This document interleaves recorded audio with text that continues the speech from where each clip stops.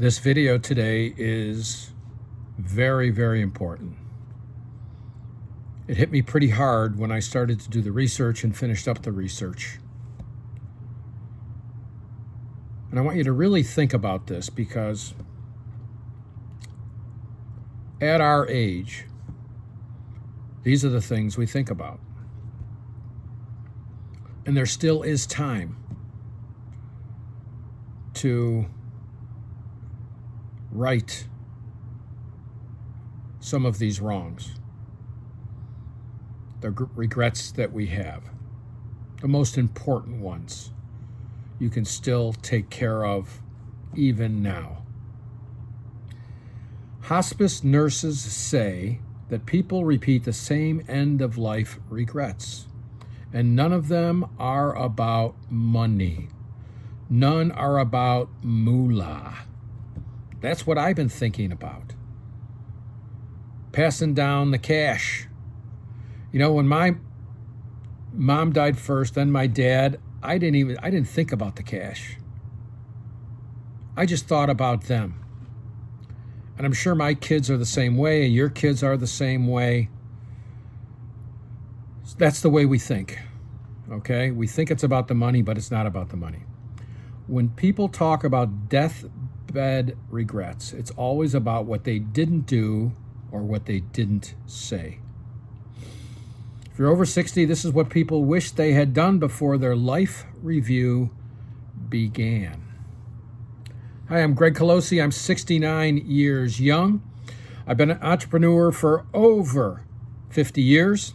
I've written 5 books, and my 6th book is being formatted right now. I am the author and creator of this YouTube channel, Health, Prosperity, and Legacy 60 Plus. I study what actually matters as we go. It's not theory, okay? And by the way, I'm not a doctor. I'm not an attorney. I'm not a CPA. And I have no college degrees. This is all from being out on the street. I call it, I got a degree in life, as you do, okay? You don't know you have it. Some of you don't, some of you do, but those that don't know they have it, you have it, okay? You've got a degree in life. Now, it depends on what degree you got, okay? You could have an associate's degree, or you could go up with a doctorate of life, okay? I'm not quite to the doctorate yet, but I think by my time is over, I might have a doctorate of life degree, which is not a real degree. It's a degree that I just made up, okay? So what I share with you on all my videos is my perception, okay? My perception as living on this earth for 69 years, my perception of starting 33 plus businesses, my perception of having a family. I've got 2 kids and 3 grandkids. My perception of the friends that I have. Fortunately, I have a best friend, a second best friend, and he knows who he is, Johnny B. And then I've got 2 other friends, my brothers. And all of these people that are in my life, I can tell them anything about me and they still love me. So I am very, very, very fortunate. So this wisdom comes from those parts of my life, okay? And I'm a golfer. I can give a little bit of wisdom there too. For those that are not as, I was gonna say not as good, that's not fair. For those that, let's put it this way. I played high school golf. I got a golf scholarship. I've got 4 nephews that are much better than me now, but I can't show them much, but somebody less than their level, I can show things to. Okay. I study what actually matters as we age, and it's not theory, like I just said before. And you're getting it from somebody your age. You're not getting it from a teeny bopper who's 45, okay? Now, if you get it from somebody that's 90, that's even more credible with what I'm about to tell you. So keep that in mind, okay? And keep in mind that you've got a life degree of some sort. We'll figure that out.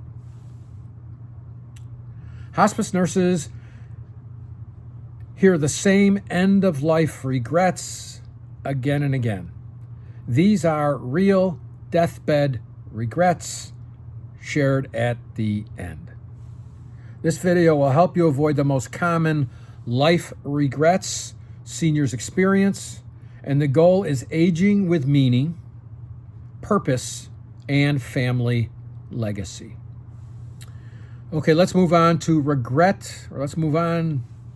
The first regret, regret number one, the first regret, okay? This is the top of nearly every list of end-of-life regrets.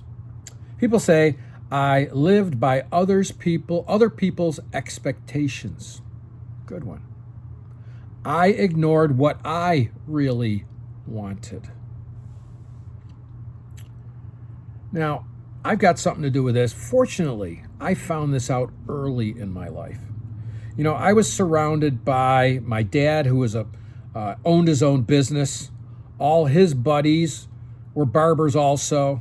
So I was surrounded by people that had their own businesses. So they talk about different things at parties than those that might work for a corporation. Okay, so this was fed into my brain without even knowing it. Okay, I thought it was normal that everybody's father or mother owned their own business. I just thought that was normal when I was very young, at a very young age. Okay. So I always lived by my own expectations, not by other people. In another video I talked about, at age 16, I was a bag boy. If you're old enough, you remember what that is. You go to the supermarket, I put the food in the bag, okay? And back then, we had this little trolley that went around, put the bags in this bucket, and it went outside, and then somebody else loaded them into the car, okay? So at one point, I was there about 6 months. I know I was the hardest worker. And at 16, I knew that because I didn't slack off at all. And I asked my boss for a raise. I figured 6 months, he saw what I was doing, because I found out that one of my coworkers got a raise. And Bruce said to me, you've only been here 6 months. And I told him about Bill over there who just got a raise. Well, he's been here 3 years. That's why he got a raise. So right then, I don't know if that was correct or not with Wegmans that I was working for, but it said to me, length of time here is not as valuable as your work ethic. So right then, I decided I was going to work for myself. And the first thing I did, instead of starting a business, I worked in sales on virtually straight commission. Very small draw and commission I was paid. So I learned that early, okay? So I do not have that regret, but you might have that regret, okay? Living by other people's expectations and ignoring what you really wanted, okay? These realizations surface clearly during a late life review. Writing your life story. By the way, that's what I do now. That is my business. I help seniors like you document your life story, write a book about it, something you can give your kids and your grandkids for now and for future generations. You preserve what you really were, okay, so they know, by your words, captures your authentic voice, okay, helps your family understand your choices that you made while you were raising your kids. And this is the foundational to aging with meaning, okay? Aging with meaning, your life story. Okay, regret number 2. Working too hard. One of the most common life regrets seniors talk about, especially among men, is working too hard. I was guilty of that also. At age 23, I had my very own company, and I worked a lot, okay? I thought it was a badge of honor to work that many hours a day, 12 hours a day, and on Saturdays. And I did take off Sundays. But, as an entrepreneur, your brain is spinning and working all the time. I do regret that, and I talk about it in my life story. People regret missing the family moments. I didn't do any of that. I went to all my kids' games and everything. I did not miss that stuff, okay? But I worked long hours. Choosing work over time. And this shows up repeatedly in hospice nurse regrets. So you can take this regret and turn into something positive, okay? You can turn those work years into wisdom as part of your book. Explain why the sacrifices were made and that now I would have done it differently. Maybe explain how you would have done it differently now. And this clarifies your retirement purpose also. You retired at a certain age so you can spend time with those kids, and hopefully you've got grandkids, okay? Having those grandkids, all the things you did with your kids that you maybe weren't up to par, you're doing now with your grandkids. And how enjoyable it is. And wishing you would have done that with your kids, okay? We're not that smart when we're younger, okay? You've heard me say this before. You don't get any brains till you turn 30, 40. It took me till age 50, okay? And so I have moments of no brains, as we all do, of stupid things we do that as soon as we do them, we know it was wrong, okay? But now we got the wisdom to take care of that, okay? So it turns your years, like I said, into wisdom, explains why sacrifices were made, clarifies your retirement purpose, and this is what retirement redefined looks like in real life. You're redefining your retirement. Regret number 3, not expressing your feelings. One of the most painful deathbed regrets is this. People wish they said, I love you, I'm proud of you, and thank you. I got a funny story with this. So, we were doing, at age 55, my second best friend, Johnny B, we put together, at my wishes, my idea, because he's such a character, okay? I mean, an incredible character, this guy. He's funny without even knowing he's being funny. He's one of those guys. Very sincere, one of the best friends you'll ever want. He's always got your back, and he thinks about it, okay? He did something for me. I'm not going to tell you exactly what, but then he said, okay, I did this for this guy, this guy, this guy, and I knew those were his good friends too. So he thinks about it, okay? So as part of this 55-year birthday roast for Johnny B, I went to his mother. We called her Mum because he called her Mum. I guess that's what they do in England, but they weren't English, okay? They were German, but he called her Mum, so we all called her Mum. I went to Mum and I got some old pictures, but here's what I was really after. John told me that I asked him. I said, did your mother say I love you much? And he goes, no. He goes, that's how the Germans are. They don't express their feelings that often. Then I asked him, has she ever said, I'm proud of you? And he said, no. So I got Mum in front of a video camera, and I said, Mum, and I explained this to her, that about I love you, And I asked her point blank, do you love your son? Yes, I love him. Can you say, I love you, John? Okay, we got that on video. Okay, I edited it out. Boom, it was there. Then I said, are you proud of him? She says, yes. So, this is funny. So, started the video up, went through it, coached her along the way, wanted her to say, I love you and I'm proud of you, and maybe give an example. It took 5 takes. I said, Mom, more enthusiasm, not I'm proud of you. More enthusiasm. John, I'm very proud of you, and here's why, okay? Took 5 takes to pull that off. Okay, so in your legacy,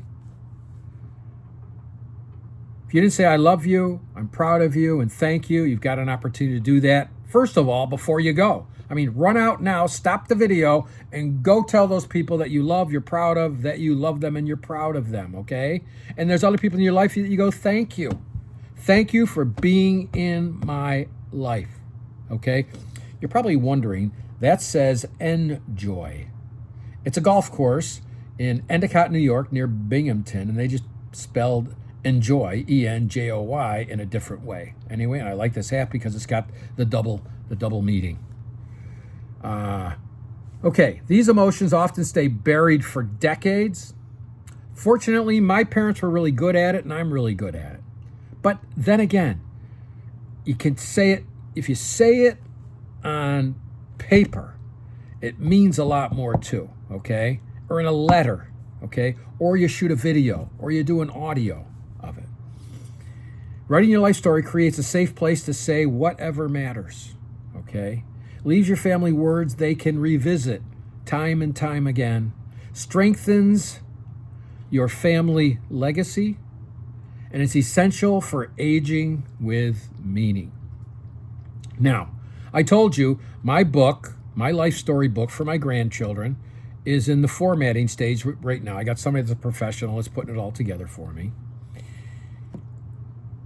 It brought out a lot of this.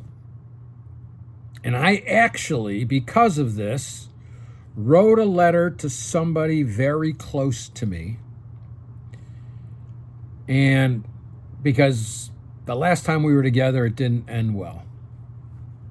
And I should have done it sooner, but going through the book, writing the book, I did it. I wrote the letter, handwritten letter, got a phone call, and everything's cool, okay?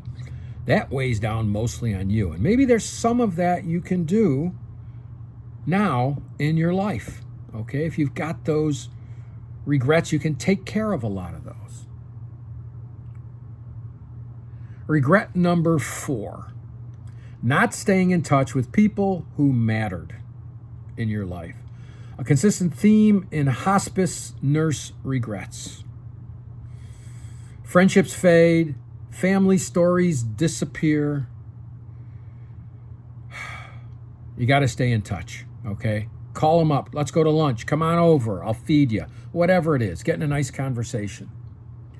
Your grandkids never hear where you came from, what shaped you.